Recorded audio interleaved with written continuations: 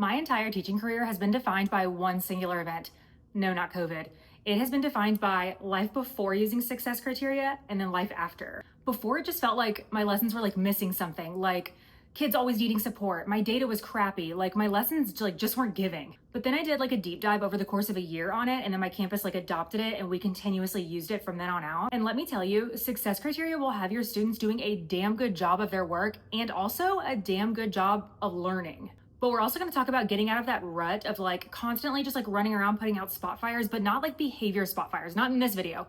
Spot fires of like kids needing your help, kids needing support, kids not knowing what to do. Like over on this channel, we're not spoon feeding our kids. We're giving our kids what they need to be successful on their own. We're going to talk about what to do when you have 6+ students that are on a first grade level, but you're in a 5th grade classroom. And then we're gonna nail down like how to like effectively and efficiently and productively run like your day-to-day instruction. Okay, so let's talk about the my kids don't know what to do success criteria. Long story short, success criteria is basically like a list of qualities that work should have that shows the students met the learning target. They achieved the learning goal for the day. Or the type A perfectionist like me like to think of it as a list of how to do things perfectly. Like 1, lists. 2, how to do things perfectly, sign me up. So now you have like some language and like some visuals and like some concreteness to your learning targets. See, like this is where learning targets, learning objectives get a bad rap with teachers. Like, admin can tell me all day that I need to have my learning target of I can describe the flow of energy in an ecosystem written on my board. And my kids that's not gonna do anything for my kids. Like, yeah, they don't understand what that means. First year me didn't understand what that meant. However, I can create a food chain. I can identify prey and predator animals. I can tell how animals get energy, and I can show what animals eat using arrows. Like, I feel like in this series, we talked so much about like what's gonna happen when kids don't know what they're supposed to be doing. But like for instruction, when kids have a clear understanding of what they should be doing, what their learning should look like, what their work should look like, they can self-monitor, AKA they're not going to be turning in crappy work. They're not going to rush through their work and say, I'm done now. They're not going to ask you, like, is this good? Like, all that's going to go away. When they know what they should be doing, when they know what their work should look like, they can feel progress, AKA they're actually going to like the task that they're doing. They're actually going to be happy and like enjoying the work. They're going to care more because now they know what good is. Like, I don't want to beat a dead horse here, but without crystal clear lists, like the one I just gave you guys, kids are gonna misbehave, they're gonna act up, they're gonna be disengaged. Like, okay, go show me that you can describe the flow of energy in an ecosystem. Okay, so what success criteria usually looks like, it's usually like a bulleted list of like qualities or characteristics. Sometimes people use just like short phrases. Sometimes people use like I can statements. It's super specific. For example, I can identify predators and prey. It usually has like some measurable qualities, something that you can like look at with your eyes and say either yes or no. For example, I can show what animals eat using arrows. Each bullet point or each piece of criteria is aligned to what the students are actually supposed to be doing. So like for my food chain example, my describing the flow of energy in an ecosystem example, I wouldn't say something like, I show what living things need to survive. Like that's a completely different learning target. It's pretty clear and concise. Like usually you can like read through it in under 20 seconds. And ideally, it's created along with students. Whenever I create it with my students, I usually have like a predetermined list of what I'm looking for though. So we're gonna talk about how to design success criteria for lessons and then like how I actually do it in my classroom, like what it looks like in like my day-to-day practices. So when you're designing it by yourself, it can be a little bit tricky, especially if you are like a newer teacher. It's kind of like saying like, what does good music sound like? You know what bad music sounds like. You know what you like and what you don't like, but like it'd be really hard to come up with like a list of what good music sounds like unless you're a really experienced music listener. You know a lot of vocab about music, you have lots of different examples, AKA you're a more experienced teacher, you've seen good work, you've seen bad work, you've seen misconceptions. So just know like if this is a process, it will get easier with experience. Start small. And on that note of starting small, I'm gonna give you guys at the end of this, I'm gonna give y'all some ideas of ways that you guys can use this like on your very first day of school and how it's gonna make your day better. So first step, determine what you want your students to have achieved, show by the end of this lesson, AKA like what's your learning objective. That can be different from like your state learning standards, so be careful there. You're looking at like that day, what the students are supposed to show, what the students are supposed to know and show by the end of class. Whatever task, whatever process they're doing, visualize great work. Maybe your lesson plan comes with like model work. Maybe you can create a model yourself of exactly what you want your students' work to look like. Maybe you have student work samples from previous years. Maybe your teammates have work samples from previous years. If you're in your early years of teaching, you're gonna wanna probably go ahead and like make a model yourself. This will also help like when you're giving instructions. Then you wanna think of what you don't wanna see. Like for example, math problem solving. I'm not talking about like it's messy, bad handwriting. I'm talking about disjointed steps, like I can't follow the steps. I'm talking, I don't know where the answer is. Like, there's nothing on the page that shows me that you found an answer. That food chain example, I don't want to see water on the food chain. I don't want to see, sometimes a misconception is the arrows going backwards. Reading, if we're doing something about like supporting a main idea, I don't want to see anything like trivia or small details. I don't want to see text evidence that's like off topic. You have to think of like those common misconceptions. If someone was going to give you like failing work, what are some things that you would see on there? And that's where your list starts. That's where you can start like listing out the stuff that you do want to see.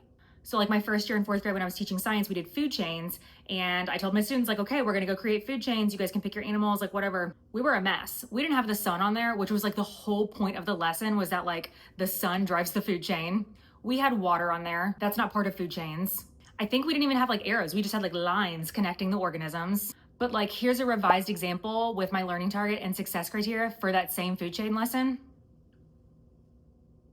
Like, boom, this addresses all those misconceptions, all those like incorrect pieces right away. It's gonna start with the sun, which like on my lesson plan, the state learning standard was that the sun drives the food chain. My students need to include a producer in their food chain. They need to have at least one herbivore. It needs to have at least either one omnivore or one carnivore. The arrows need to show the flow of energy. So that tells me that students have to understand it means that animals get their energy from the food that they eat. My students need to label their organisms. And obviously the learning target is for a specific ecosystem. So I need to say that they all belong in the desert. And this list came from me just sitting down and creating like an ideal food chain for a desert and then listing out the stuff that I want my kids to have.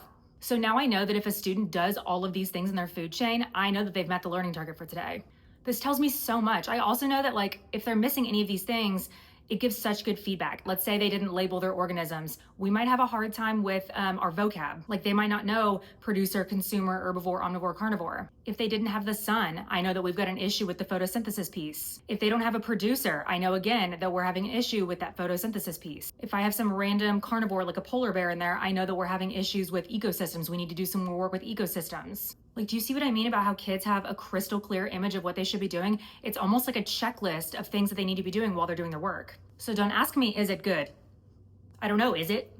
Okay, and like I said, ideally it should be created along with the students. Like the students are the ones like generating ideas. So what that looks like is showing work to students. I, a lot of the times, will create like bad work models myself, and I'll use like a computer mouse to write so that it looks kind of like kids' handwriting, or I'll use like my left hand to write so that the students like think it's a kid's work. Or I have 3 classes, so like I'll take like a work sample from like my first period class, super obscure the name where there's no identifying factors, and I'll use like one of those work samples for like my second or third class. We look at not great work and we look at great work. We generate like a brainstorm list together. We talk about like what qualities of this makes great work. I have to clarify, like, we're not looking for neatness. We're not looking for like, oh, they have good handwriting, or oh, they're a good artist. So say we're looking at like math problem solving.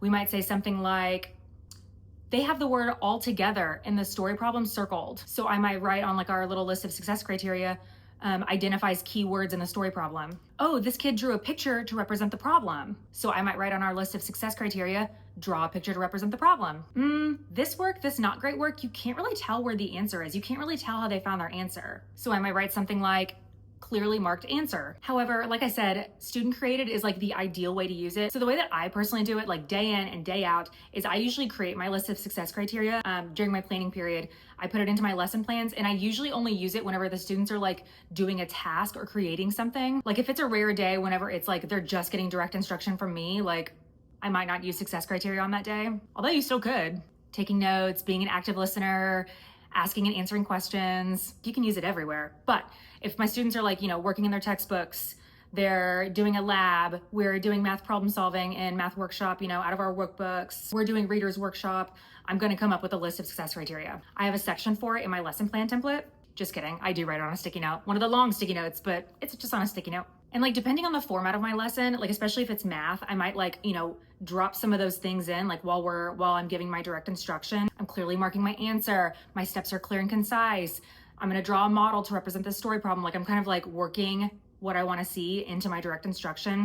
And then always, whether I like wove it into my direct instruction or I didn't, either way, I'm gonna go over that list before I send my students off to work. So like I said, social studies, unfortunately, we use a lot of textbooks with like notes pages or graphic organizers. So it might sound something like this.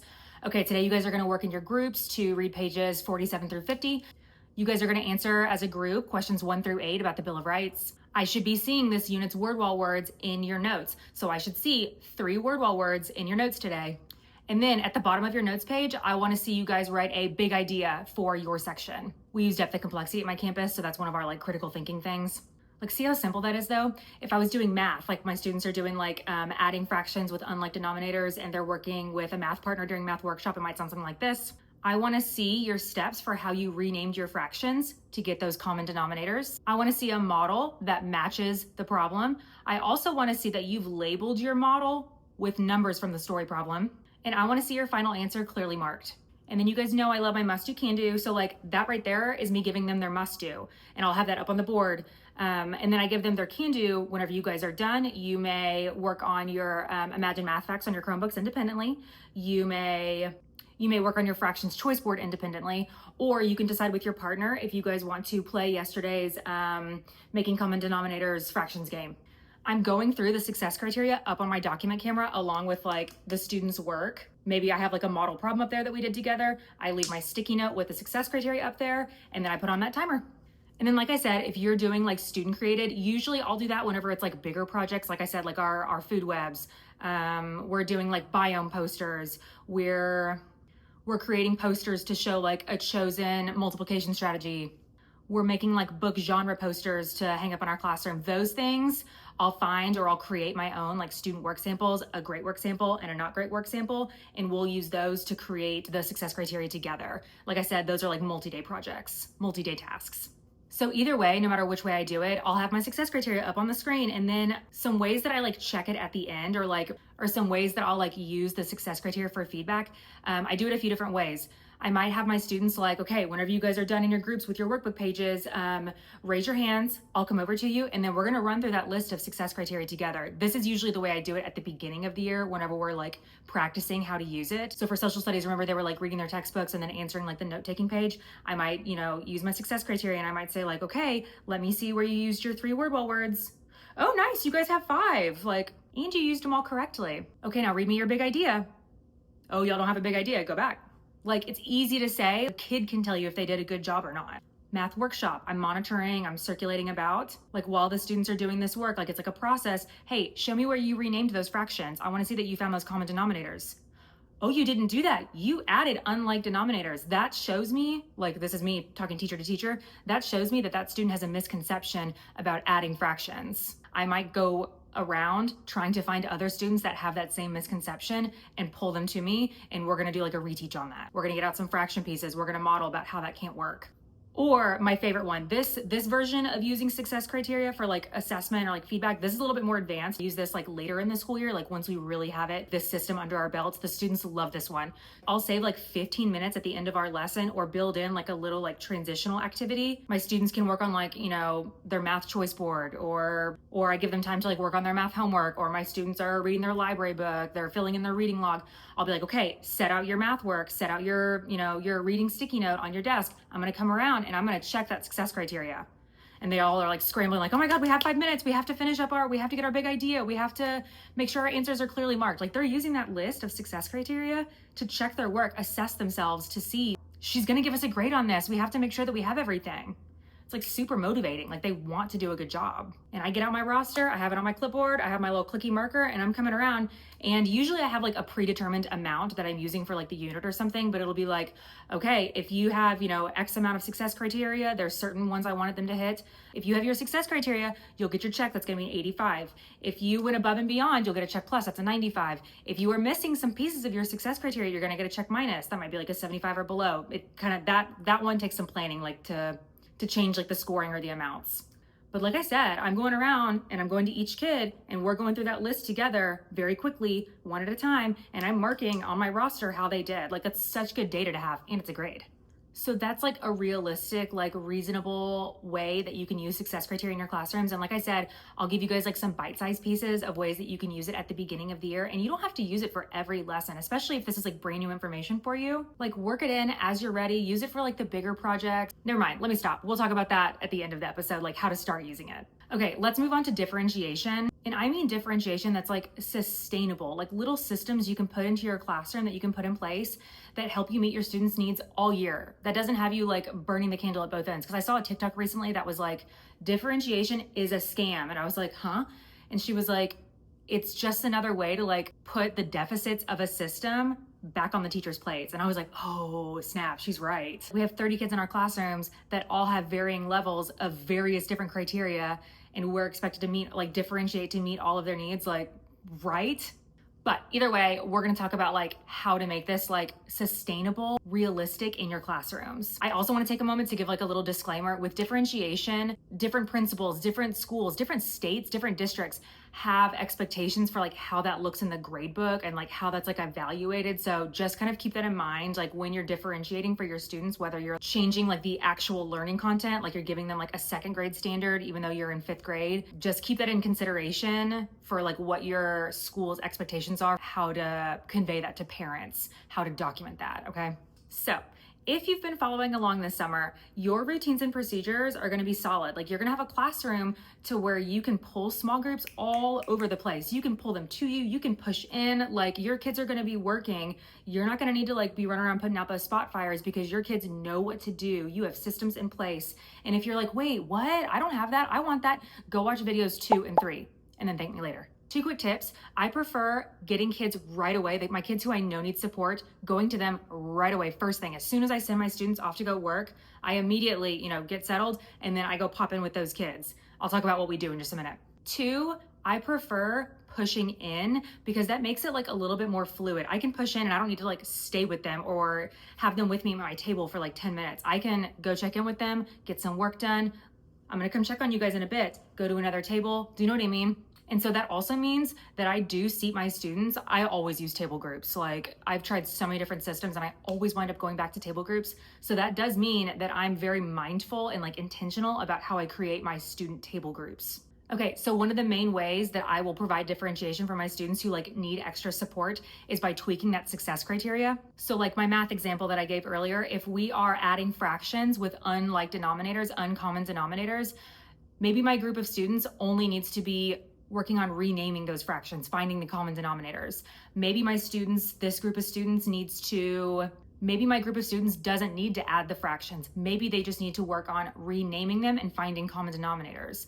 Maybe my group of students doesn't need to find common denominators. Maybe I'm gonna give them problems where the denominators are already common. My success criteria was that my students are working on problems 1 through 8. I might say, okay, you guys are only gonna work on, and I'll like circle it or I'll like put it on a sticky note for them. I only want you guys to work on 2, 5, 7, and 10. Why? Those don't require like regrouping the fractions into a mixed number. Like it's like an easier problem. So a lot of times what I'll do is I'll write like a different list of success criteria on a different sticky note and bring that to them, run over it with them, and then let them get to work. Another quick, easy way to differentiate is by like tweaking the learning target, specifically tweaking the verb in the learning target. And I don't want to get like too PLC-ish, but like basically the verbs like use, identify, those are very like low level learning. They're using recall, they're memorizing vocab words. They're in the early stages of like acquiring knowledge. But then the words that are like represent, describe, solve, you've been working on these lessons for a while. They're like in the middle stages of acquiring this new content. And then the words that are like compare, evaluate, design, you guys have been working on that learning for a long time and they're like showing you that they fully understand and like have mastery of that content. Like I said, my learning target for like the food chain was like, I can design and create a food web. That's like late stage learning target. Like they should have food chains like down pat, vocab, down pat, all of that. But if I'm differentiating for a group of students that need support, I might not make it design and create. I might do something like identify. That's easier. Those are easier verbs. I can identify, which organisms are in a food chain. And I might give them some words or give them some pictures and have them create their own food chain out of those pictures that I already like predetermined for them. My learning target for math might have been like represent and solve, adding fractions with unlike denominators. I might do something like represent fractions with unlike denominators, and we just work together with like fraction pieces, building different fraction amounts with unlike denominators. See how I'm like looking at the verb in the learning target and making that like an easier word, easier verb. A lot of times, like I said, I go to this group first, my kids who need support first. A lot of times they just need, a little bit more time working together. They need to do like one more problem together. They need to hear the directions one more time. So I'll send my kids off to work I have very clear expectations. They know exactly what to do. No one's up out of their seats. We're raising hands, but they shouldn't really be raising their hands because they have everything they need.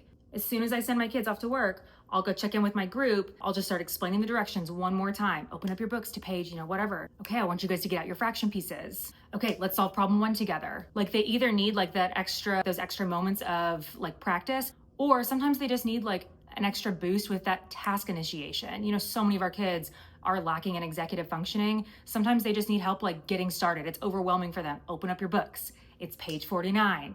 Okay, now pick up your pencil.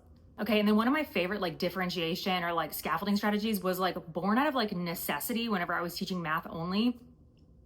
I call it like a ticket off the floor. And so say that we're working on like long division, something like, really concrete, straight up problem solving.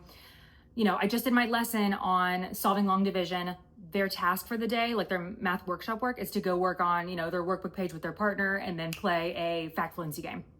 Before I send my students off to work, I'm gonna give them a practice problem to solve, like an assessment problem, just one long division problem. Okay, I wanna see you guys solve that long division problem. When you're done, raise your hand and I'm gonna come check it with my marker. You'll either get a check or I'll tell you try again. And so they have their notebooks and I, say the magic word, boom, solve the problem. They all start solving the problem, hands start popping up, I come around and check, nope, that's not right, try again. Yes, I give a check mark in their notebook. They go, they get their math notebook out and they start working. And I know that they're fine because they just showed me they could do it. Another hand, nope, try again. Nope, try again. Yes, take it off the floor, go. Yes, take it off the floor, go. Oh, you have one little mistake right there. Do you see how that, and they fix it and they go. I give like a reasonable amount of time, a few minutes, and I'm like, okay, no matter where you are, I want you to stop, pencils down in 3, pencils down in 2, pencils down in 1, waiting on 1. I'm not moving on until all those pencils are down because they want to hurry up and solve it. Nope, sorry, we're gonna go through it together. We'll try again, but let's solve this one together. We'll go through that problem together, the one that they just attempted.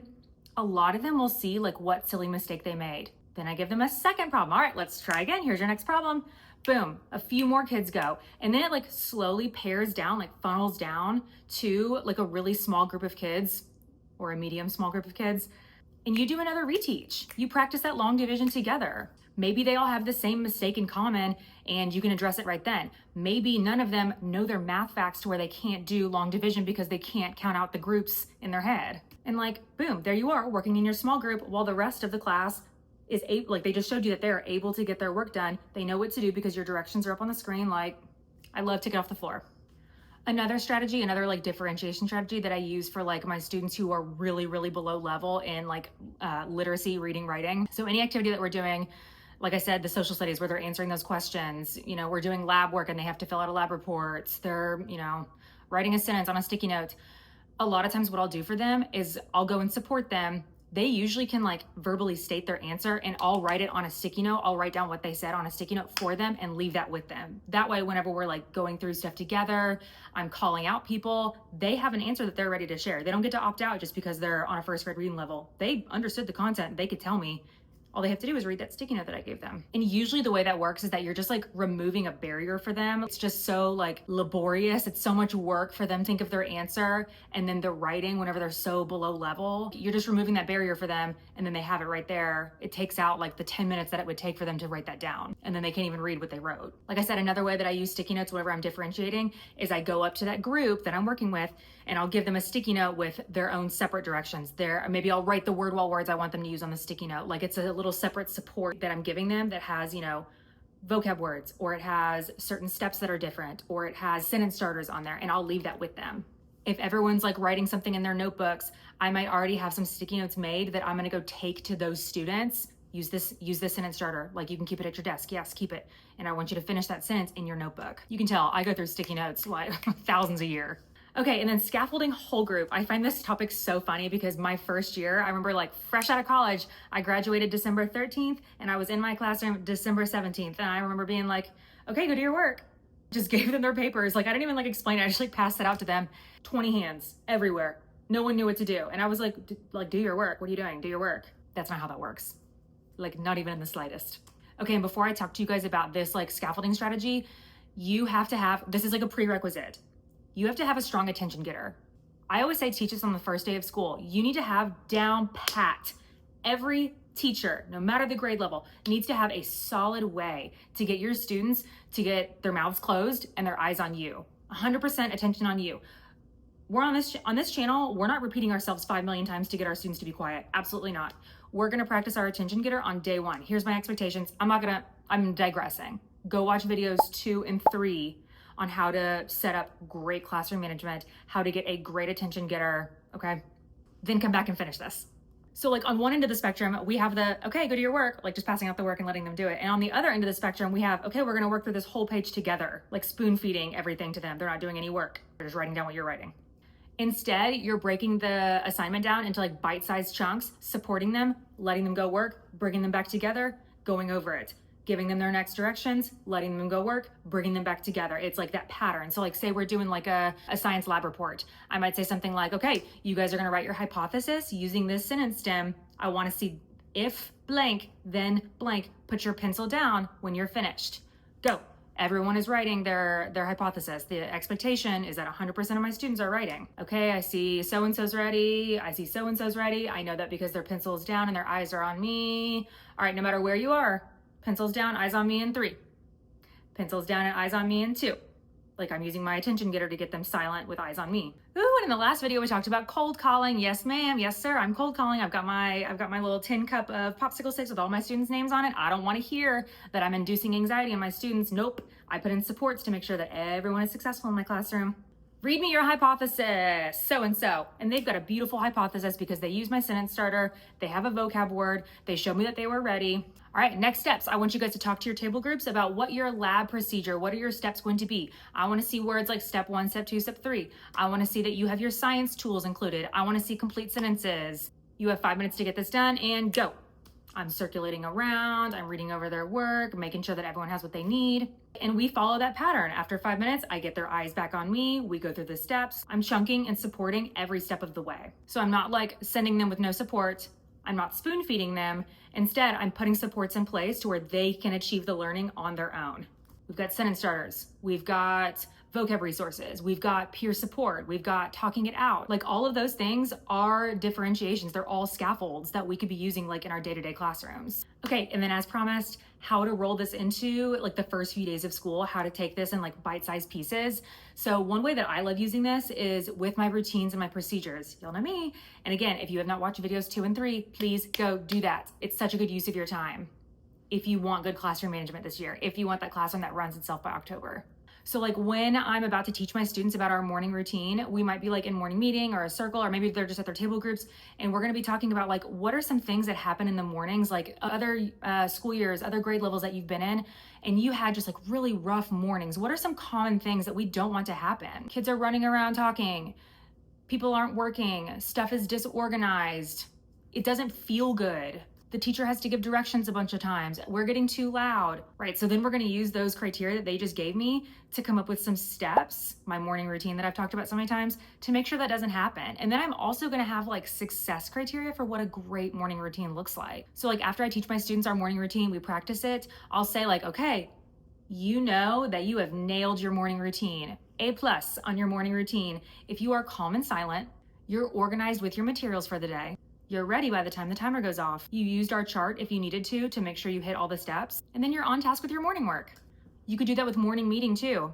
What are some things that we've experienced in morning meeting? What are some things that I might be worried about with my morning meeting? Kids are talking over each other. Some kids are too shy to share.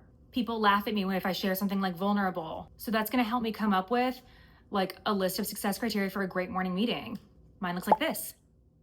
Like I said, my campus does the depth of complexity, so we use the details flower, and so every year, I know it's very like basic and simple, but my students do a details flower for themselves, and so the details flower is basically just like the main idea in the center, and then each petal is a detail. And so the first year that I did it, students were making their details flowers like teeny tiny. I also wanted them to like free draw their details flower because that was like an easy way to differentiate. Some kids could draw like 4 petals because they didn't have like a lot they wanted to share. Some kids would like, you know, overachieve and do like 20 petals. They would draw too many and then they wouldn't have like enough details about themselves to fill all the petals in. The flowers were just like a hot mess. And so I was like, okay, what's like an easy way that I can fix this? And then I came up with a list of success criteria. I was like, okay, our details flowers, the center needs to be about the length of our finger. That way it would make sure that like they're all big enough. On the back of your paper, I want you to list out the details that you want to include. That way you know how many petals to draw. You need to have at least 4 petals. Each detail needs to represent yourself. Make sure your name is clear in the center that we can read your name. And then boom, sure enough, just those very simple things. Our first day activity did a really good job like representing each student. So whatever like back to school activity you choose to go with, like whatever thing you choose to like have students share about themselves, that's an easy one. Like make your own for yourself, make your own like model of whatever you're gonna create with your students for yourself. And then you can use that to introduce yourself to your students, and you can use it as your model for success criteria. Make sense? Okay, so hopefully we have achieved our goal of like you being like clear and focused on like some really good, sustainable, like realistic instructional practices that help your students like all achieve the learning goal, all get their needs met, and do like some really good, deep, hard thinking and learning. You guys already know I'm gonna hop on over to the post-dismissal debrief and I'm gonna share one of my favorite lessons for teaching my students success criteria in math. It's actually a lesson that I learned from none other than the subbing superintendent on TikTok. She led a training that we did. I've used the lesson every year. I'm also gonna be sharing the worst things that I've experienced in professional development and staff meetings. And then as usual, we're just teacher yapping over there. Okay, and then on our next episode, we are gonna be covering finally community. So that's the things like morning meeting, student jobs, teaching and instilling a culture of like respect in your classroom. Yes, I said respect, teaching your students about respect, respecting each other, respecting you, respecting your classroom. We're gonna cover it. We're gonna touch on restorative practices, and we're gonna touch on parent and like family relationships. So I hope you guys join us, and I will see you all next week.